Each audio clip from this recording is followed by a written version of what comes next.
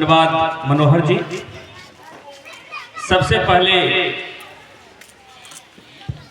संत शिरोमणि श्री गुरु रविदास जी महाराज की 649वीं जयंती समारोह में उपस्थित सभी समाज सेवी, बुद्धिजीवी और धर्मपुर बांदे के सभी जनतागण, भाइयों एवं बहनों, इस अवसर पर मैं सबसे पहले आभार और धन्यवाद व्यक्त करना चाहूँगा कि इस समारोह के अध्यक्ष, जो ये संस्था के अध्यक्ष है गणेश राम जी, अखिलेश राम और सुधा राम, इन तीनों के प्रयास से इस तरह का समागम कराया जा रहा है, वो धन्यवाद के पात्र हैं। उनको मैं तीनों मूर्ति को अभिनंदन करता हूँ। हमारे मंच पर बैठे हुए सभी समागम, समरसता, प्रेम, भाईचारा, एकता को स्थापित करने वाले मंचासीन सभी समाज सेवी थे, जिनको देखकर मैं काफी हर्षित होता हूँ और प्रेरित भी होता हूँ कि वाकई में अगर संत के राह पर चलने वाले हैं तो ये सभी लोग, और मैं खुश होता हूँ। तो इस कड़ी में अभी जो पूर्व में रह चुके हैं और उनका देहांत भी हो गया, द्वारिका बाबू, तो मैं द्वारिका बाबू और संत शिरोमणि रविदास जी के सम्मान में उस मंत्र से श्रद्धांजलि व्यक्त करूंगा जिस मंत्र को पाकर सभी महापुरुष धन्य हो गए। वो मंत्र इस प्रकार है, शांताकारं भुजगशयनं, शांताकारं भुजगशयनं, पद्मनाभं सुरेशं, विश्वाधारं गगन सदृशं, मेघवर्णं सुवंगं, लक्ष्मीकान्तं कमलनयनं, लक्ष्मीकान्तं कमलनयनं, योगिभिर्ध्यानगम्यं, वन्दे विष्णुभवभयहरं सर्वलोकैकनाथं, यं ब्रह्मा वरुणरुद्रमरुतः अस्तुवन्तै दिव्यै अस्तवै वेदै साङ्गं पदकर्मोपनिषदि दिव्यन्त्यं शामगः ध्यानावस्थितः तद्गतेन मनसा पश्यन्ति योगिनः, यस्यन्तं न विदुः सुरासुरगणा देवाय तस्मै नमः। धन्यवाद। आज जिस महान संत का जयंती मना रहे हैं माघ पूर्णिमा के दिन, उन महान संत का पूरा नाम संत शिरोमणि रविदास जी हैं। इनका जन्म उत्तर प्रदेश में हुआ था। बनारस प्रसिद्ध शहर है, अभी भी है। उसी बनारस के पास मानूर एक गांव है, और जन्म का जो साल है आप लोग विवादी ने जो निकाला है, एक किशोर कुणाल जी लेखक हैं, दलित देवो किताब, दलित देवो भव। तो उसमें मैंने अध्ययन किया और निकाला तो पाया कि वाकई में संत शिरोमणि रविदास जी का जन्म आज से 649 साल पहले 1377 ईस्वी में हुआ था। 1377 ईस्वी में।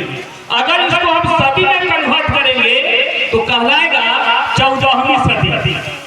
1377 का मतलब 14वीं सदी। और 14वीं सदी में आपके भारत पर एक दिल्ली सल्तनत का शासन था। दिल्ली सल्तनत, उसके बाद 15वीं सदी में इनका मृत्यु होती है, यानी 1527 में इनका निधन होता है। इसका मतलब 16वीं सदी में 1527 में मृत्यु और जन्म हुआ 1377। यानी 14वीं सदी में इनका जन्म होता है और 16वीं सदी में इनकी मृत्यु होती है। और कब मृत्यु होती है? चैत महीना कृष्ण पक्ष चतुर्दशी। और कहाँ होती है मृत्यु? राजस्थान में। तो ये क्लियर हो गया। और इनके माता पिता का नाम में भी अलग अलग ग्रंथों में वर्णित है।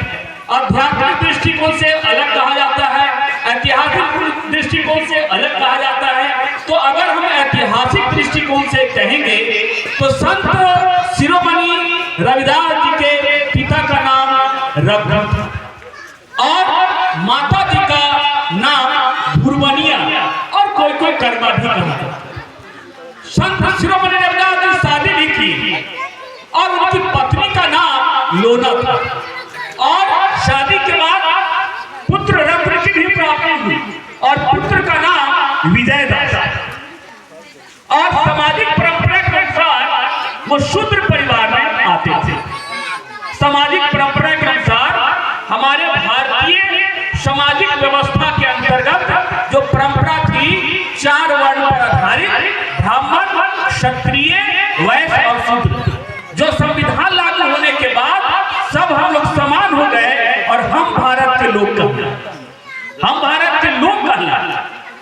तो ये क्लियर हो जाना चाहिए कि संत शिरोमणि रविदास उस समय के दृष्टिकोण से शूद्र परिवार में जन्म लिए थे।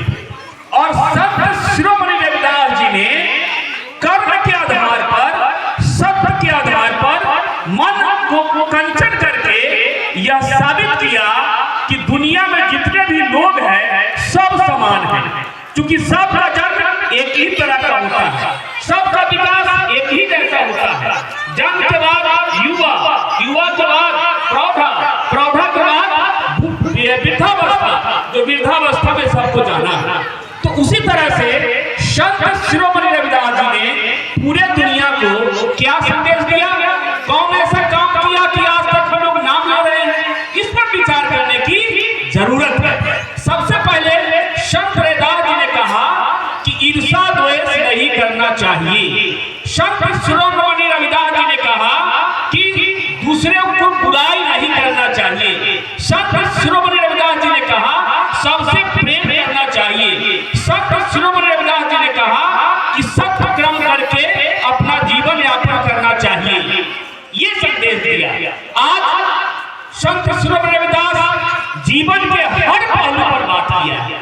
उन्होंने गुलाम भारत के बारे में कहा कि भाई स्वाधीनता होनी चाहिए। पराधीनता में बहुत कष्ट ही कष्ट है, क्योंकि उस समय दिल्ली सल्तनत की स्थापना हो गई थी और दिल्ली सल्तनत के 5 राजवंश थे। उसमें एक सिकंदर लोदी भी था। सिकंदर लोदी से दबाव पड़ा कि आप मुस्लिम धर्म को अपनाओ। तो संत शिरोमणि रविदास जी ने कहा कि किसी को कोई धर्म अपनाने की जरूरत नहीं है। मानव का जीवन ही सबसे बड़ा धर्म है। मानवता ही सबसे बड़ा धर्म है। प्रेम ही सबसे बड़ा धर्म है। अहिंसा से दूर रहना, माने हिंसा नहीं करना, अहिंसा को अपनाना ही बड़ा धर्म है। संत शिरोमणि रविदास जी ने क्या कहा? एक राज्य की परिकल्पना किया कि हमको कैसा राज चाहिए, कैसा राज चाहिए। तो उन्होंने कहा कि ऐसा चाहूं राज में जहां मिले सबन को अन्न, छोट पर सब संबस है, रैदास रहे प्रसन्न। इसका मतलब ये है कि मैं ऐसा राज्य की कल्पना करना चाहता हूं, राज्य चाहता हूं जहां सभी लोग, जो छोट हो या बड़ हो, सब समान रूप से रहे और सबको अनाज मिले। और इस परिकल्पना को 600 साल बाद डॉक्टर भीमराव अंबेडकर ने भारतीय संविधान रच करके पूरा किया। और भारतीय संविधान के प्रस्तावना में लिखा हुआ है कि हम भारत के लोगों को सामाजिक न्याय चाहिए, आर्थिक न्याय चाहिए, राजनीतिक न्याय चाहिए। ये न्याय कब मिलेगी? जब आप शिक्षा से जुड़िएगा, जब आप ईमानदारी से जीने की कला सीखिएगा, जब आप पढ़ाई लिखाई की ओर आकर्षित कीजिएगा, सभी समाज के सभी लोग रहना सीखिएगा। जो भेदभाव पहले था वो एकदम मिटा देना है, मिट गया है। अगर आज भेदभाव रहता तो आज हम लोग इस तरह से बैठते नहीं। इसीलिए सत्य बात की चर्चा होनी चाहिए, गलत बात की चर्चा नहीं होनी चाहिए। संत शिरोमणि रविदास जी ने क्या कहा कि कैसे आपका जीवन सफल होगा? तो आप अपने जीवन को सफल करने के लिए काम तो करने कीजिए, लेकिन जो सत्य रूपी जो परमात्मा है, जो ईश्वर है, उसका वर्णन कीजिए। इसके लिए सांस लेते हैं, छोड़ते हैं, उस पर ध्यान कीजिए। हम लोग सब सांस लेते हैं, लेकिन ये नहीं बता सकते हैं कि एक दिन में हम लोग कितना बार सांस लेते हैं।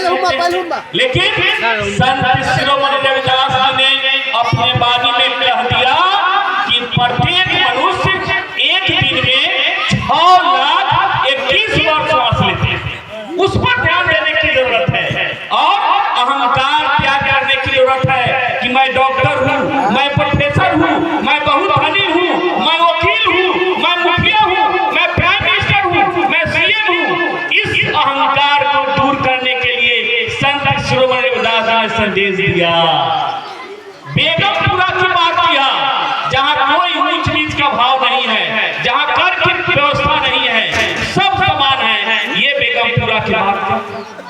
तो ऐसे संत शिरोमणि रविदास जी की चर्चा करके हम लोग धन्य हो जाते हैं। मैंने संत शिरोमणि रविदास जी के लिए 650वीं जयंती के अवसर पर एक अभियान चलाया है। उस अभियान में आप लोग भी शामिल हो गए हैं। यह अभियान का ये उद्देश्य है कि 2027 में संत शिरोमणि रविदास जी का 650वीं जयंती है।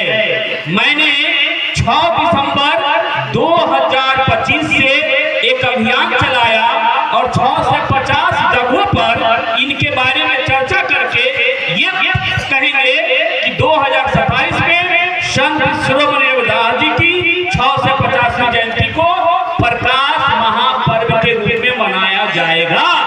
आप लोग तैयार हैं? तो आज एक बार बोलिए, संत शिरोमणि रविदास जी की, संत शिरोमणि रविदास जी की। इन्हीं शब्दों के साथ मैं आप सभी लोग को ढेर सारी शुभकामना, हार्दिक अभिनंदन, बधाई मां मानकी इतिहास केंद्र की ओर से। धन्यवाद।